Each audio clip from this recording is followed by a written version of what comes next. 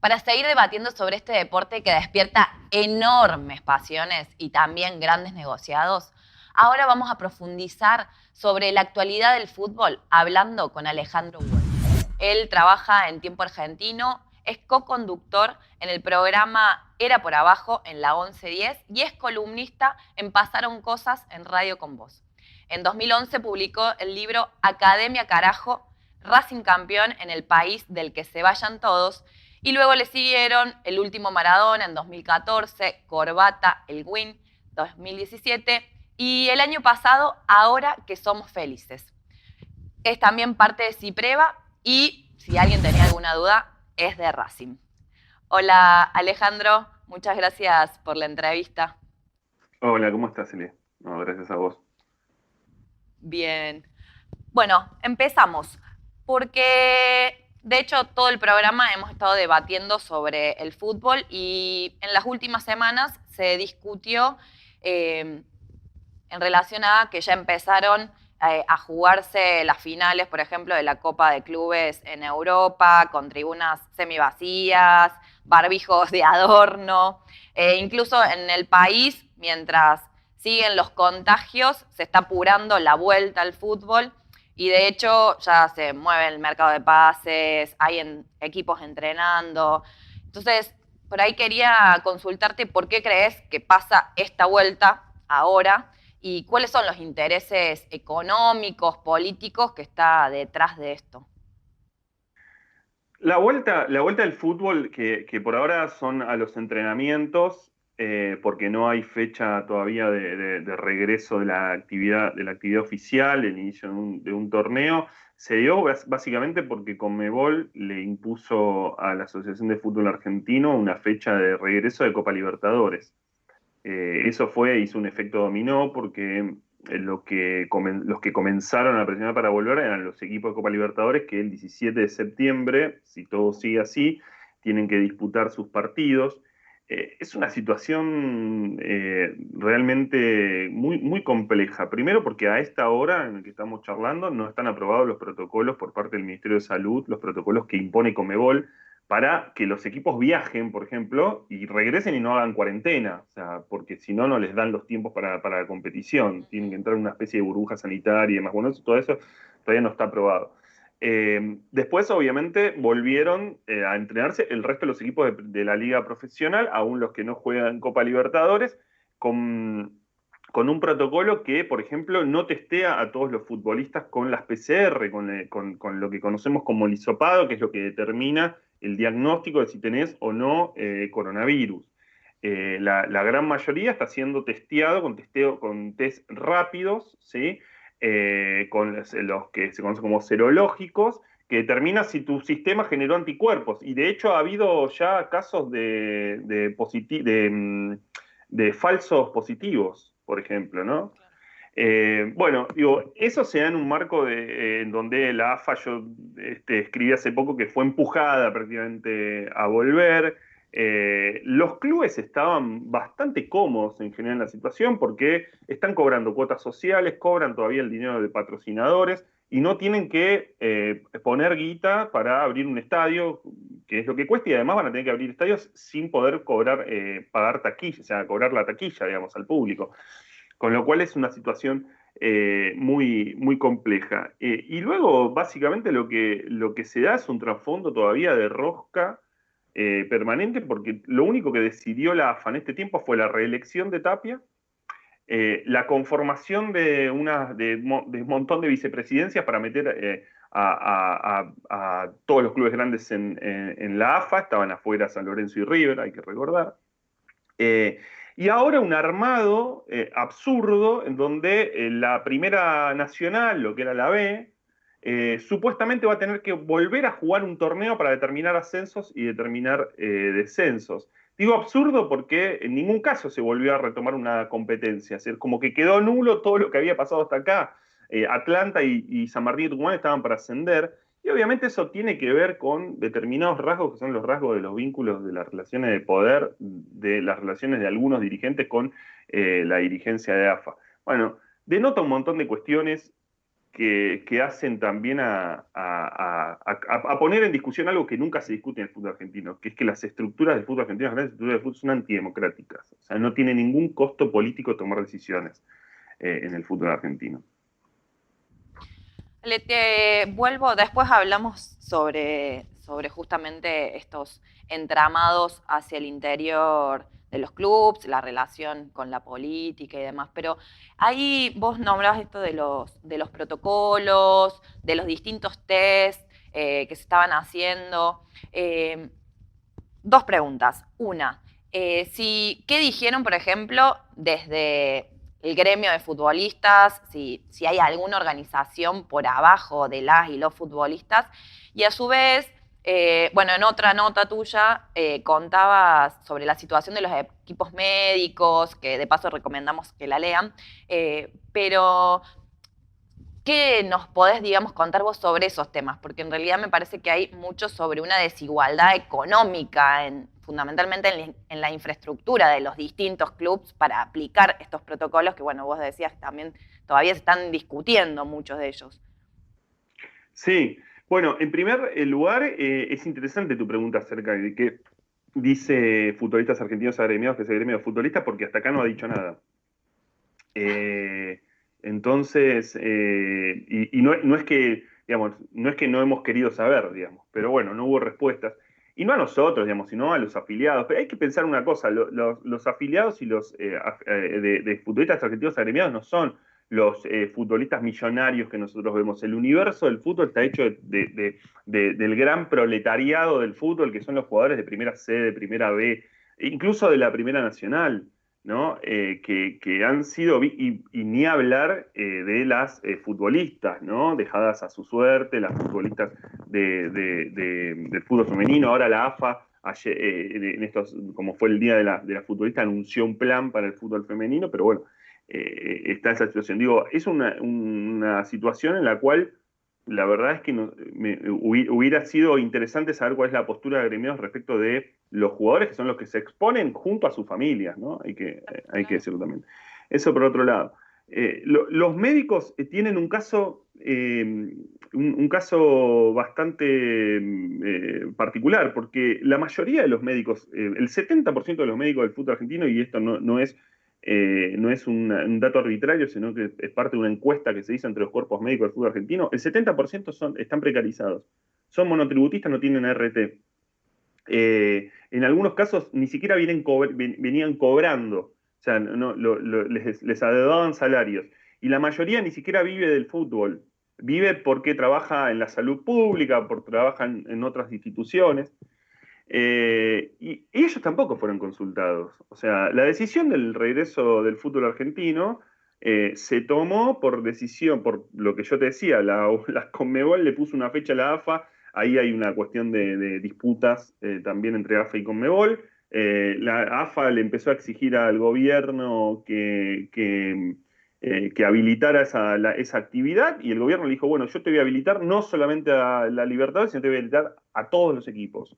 Y así volvieron. Me consta que en el grupo de WhatsApp de los médicos del fútbol se enteraron de lo que pasaba en esa reunión por los medios. O sea, ni siquiera se les fueron consultados. No están agremiados, no están sindicalizados, no tienen representación gremial, así como la tienen los futbolistas, aún en el silencio, ellos no la tienen. Hay otros países que sí tienen representación gremial de los cuerpos médicos. Yo los llamo la primera línea del fútbol, son los que tienen que testear, son los que tienen que estar en contacto con los jugadores, con planteles muy grandes, con lo cual eso sigue siendo una situación muy compleja, en la que, bueno, en algunos casos no tuvieron ni opción ni tienen voz como para poder plantear cuál es la situación. Terrible porque, como decís vos, son quienes tienen que exponerse o van a ser quienes más se tengan que exponer a la hora de la vuelta al fútbol. Exacto. No, y además, cuando les anunciaron y les mandaron los kits, bueno, no estaban ni siquiera capacitados para llevar adelante todas las medidas. Obviamente que lo hicieron, digo, porque salió, digamos, todavía no están volviendo todas las categorías. La categoría de primera, por supuesto, vos recién planteabas una cuestión de diferencias económicas. Bueno, los clubes de primera división tienen una mejor situación económica que otros clubes, ¿no? Vamos a ver qué pasa con el ascenso. Los clubes que tienen poder adquisitivo, y bueno, fueron y testean con las PCR, además los clubes de Libertadores tienen esa obligación, no solamente los de primera, Tigre, que está en la primera nacional, pero tiene que jugar la Libertadores también. En esos clubes, obviamente, los protocolos son aplicables, digamos, porque y son llevados de otra manera, y los cuerpos médicos están en distinta situación, y no es solamente un médico, quizás es un cuerpo médico en serio. Entonces, las diferencias en el fútbol argentino, como en general en el fútbol, pero digamos, esta cuestión incluso de la cosa de la sociedad, son económicas, o sea, son de cuestiones de cuánta guita tenés, y según cuánta guita tenés vas a poder hacer las cosas bien, y el que no las hará como puede, y obviamente eso pone en riesgo precisamente a los jugadores que incluso ganan menos dinero. Bueno, esa es la contraparte. Vos en un momento decías, bueno, de todo lo antidemocrático, de cómo se maneja. Veíamos lo de Europa en relación a cómo ya se jugó la Copa. Bueno, ahí el Leipzig es uno de los equipos que llegó a la semifinal de la Champions y es una franquicia, por ejemplo, de propiedad de una marca de bebidas energizantes, o el PSG, que fue finalista, está bancado por un grupo inversor de Qatar. En Argentina, aunque la privatización no está permitida, podemos decirlo, hay casos de empresarios salvadores. O sea, esto de las relaciones o los intereses económicos, políticos que hay atrás de, no solamente de la vuelta, sino de todo el manejo del fútbol. Bueno, ¿qué opinás vos del ingreso, digamos, de estos capitalistas del fútbol? Y a su vez, si crees que hay un futuro más en el sentido de empresas deportivas y de clubes sin socios, por decirlo de alguna forma. Mirá, el avance de las sociedades anónimas se dio primero en la década, el intento de avance de las sociedades anónimas se dio en la década del 90, con una curiosidad, si querés, para después, ¿no?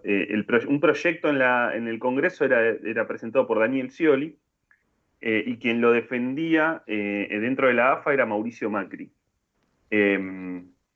Bueno. Y ese avance se frenó, ¿no? Se frenó en una asamblea que fue histórica porque fue una de las grandes trampas que le armó Grondona a Mauricio Macri como presidente de Boca en ese momento. Quedó Macri solo. Y después, obviamente, avanzó otra vez con Macri ya en la presidencia, de manera muy fuerte, con presiones muy fuertes, incluso muy en la política de Macri, utilizando la justicia, ¿no? Apretando los clubes de costados económicos, hubo muchas situaciones. No es que la verdad que hubo una resistencia de socios, hay una gran resistencia en el fútbol argentino, hay una gran defensa del fútbol argentino de su modelo de asociación civil sin fines de lucro. Ha tenido, sí, situaciones como vos decís, digamos, hay experimentos como Real Pilar, que tienen un propietario, hubo situaciones como la de Racing en quiebra, que termina gerenciado por una sociedad anónima como Blanquiceleste. Precisamente Fernando Marín era el primer presidente de Blanquiceleste y luego terminó, bueno, es un gran amigo de Macri y terminó en el gobierno. Pero también hay que tener algunas características. Hay un sector de la dirigencia del fútbol argentino que defiende las asociaciones civiles y que resiste a las sociedades anónimas deportivas, no por una cuestión ideológica, de la idea de que el club tiene que ser de los socios. Sí, sí, eso lo dicen. Es una cuestión de autosubsistencia de esa dirigencia. Lo mismo con Grondona, digamos. A Grondona hay que reconocerle que siempre que avanzó la privatización, él frenó y frenó y frenó la idea de privatización y defendió este modelo. Pero claro, Grondona tenía muy claro que el avance de empresarios que vinieran, de millonarios que vinieran con guita y pusieran guita en el fútbol, le iba a limar el poder. Exacto. Y eso es lo mismo que sucede hoy, ¿no? Entonces, hoy los clubes sí tienen esas instancias, tienen sus socios, tienen asambleas y demás, pero yo es algo que vengo planteando hace un montón. en donde la opinión de los... ¿Cuál fue el rol de los socios en todo este tiempo? Los socios seguimos pagando nuestra cuota. ¿Cuál fue el rol, digamos? ¿Cuál es el diálogo que mantienen los clubes con los socios que siguieron pagando la cuota, que te da, por supuesto, derechos políticos, derechos sociales, digamos, hacia dentro del club, pero que no los puedes utilizar? ¿Cuál fue el rol? Bueno, sigue siendo ninguno, digamos. Los dirigentes, un socio elige a su presidente en un club, sea en Racing, sea en San Lorenzo, sea en Independiente, y ese presidente después rosquea en la AFA como representante de ese club, pero jamás le pide mandato a sus socios. Jamás el presidente de Racing le pide mandato a sus socios sobre qué pasos tiene que dar, sino que es una rosca que lleva adelante él, y entonces un día va a estar con Tapia, después poder jugar con otro dirigente, y así. Entonces, lo que termina sucediendo, Claudio Tapia y la AFA están tomando decisiones respecto de la organización del fútbol, ahora van a volver a sumar equipos, suspendieron descensos. Si vos le preguntás a la gran mayoría de los socios, nadie quiere suspensión de descensos, pero nadie, nadie. Ni suspensión de descensos, ni más equipos en primera división, ni cómo está organizado. Pero no tiene un costo político, porque no son esos socios los que después eligen al presidente de AFA. Entonces, no, digamos, lo que termina haciendo es que esa rueda, digamos, que sí empieza en una identidad de los clubes con los socios, los clubes pueden votar y demás, en un momento se trunca. Y en un momento ya deja de ser la voluntad popular, es la voluntad de una élite, digamos, ¿no? Y ahí se ve la falta de democracia total a la hora de tomar cada una de las decisiones y que después termina jugando no solamente en la rosca dentro de la AFA, sino también hacia afuera con el poder político de turno, ¿no? Sí, claro, por supuesto, porque yo recién te decía, ahora, la AFA ahora tomó trata de tomar una identidad, obviamente, si querés, separándose, distanciándose del macrismo. Tapia se sacó encima a Angelici, pero Tapia llegó en un acuerdo con Daniel Angelici, con Hugo Moyano, que es además su suegro, y reuniéndose con Mauricio Macri en Casa de Gobierno. Entonces, después, sí, claro, obviamente, ¿quién llega? Alberto Fernández. Y entonces, ¿con quién me voy a sentar? Con Alberto Fernández. Esas lógicas son lógicas permanentes, ¿no? Porque en realidad es como siempre se maneja el poder real. Vos antes preguntabas acerca de qué negocios siempre están. Bueno, ahora no, todavía no tenemos fecha de regreso del fútbol argentino. Lo que sí tenemos fecha es cuándo van a empezar a cobrar el pack fútbol las empresas de televisión en octubre. Con lo cual, fíjate quién te está poniendo la fecha de regreso, porque si te lo van a empezar a cobrar es porque supuestamente te van a empezar a dar partidos. Claro. O sea, la AFA va a seguir tomando decisiones por detrás, y en este caso por quienes, por supuesto, son los dueños de los derechos, que es Turner y Fox. Así es. Bueno, Alejandro, da para hablar mucho tiempo más, pero bueno, te vamos a dejar. Me enervo, me apasiono, porque yo soy periodista, pero además soy socio, soy hincha, entonces... No, está bueno y lo disfrutamos así y creo que la entrevista fue súper rica con todas tus opiniones. Así que agradecerte nuevamente por tu tiempo, por el contacto y bueno, a seguir peleando por este deporte que es tan maravilloso si le sacáramos de arriba todas estas lacras que lo ensucian tanto. Dale, bueno, muchas gracias. Mando un abrazo y un beso grande. Gracias, Ale.